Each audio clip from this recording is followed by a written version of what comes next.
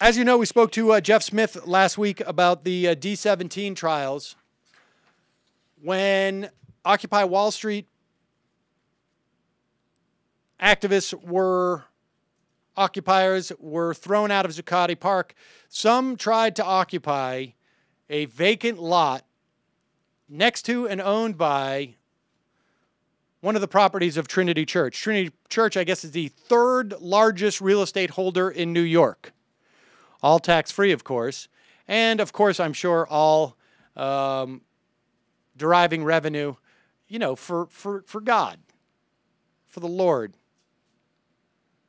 And while one might think that because Occupy Wall Street is advocating such things as poor people should not be thrown out of their homes, that things like stop and frisk should be ceased, things like there should be medical coverage for people, things like there should be accountability for the wealthiest banksters in the country. One might think that Trinity Church would find common cause with these people, and certainly they have put out public statements implying that they support this. However, when members of the clergy and other Occupy Wall Street protesters attempted to occupy this vacant lot, they were arrested and charges were pressed by Trinity Church. And now retired Episcopal Bishop George E. Packard, who won both the Bronze and Silver Stars for his service in Vietnam, was convicted Monday of trespassing on Trinity Church property during an Occupy Wall Street last December. The bishop and 8 others were convicted and sentenced to 4 days of community service, like they haven't already been engaged in that, and a $200 fine.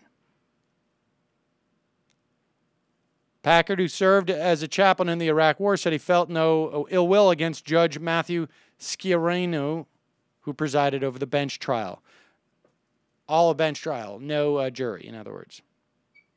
I believe he's the same judge who said that tweets can be subpoenaed in the New York.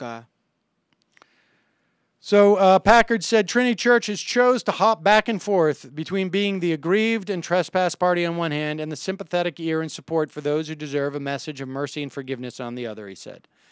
So there you have it.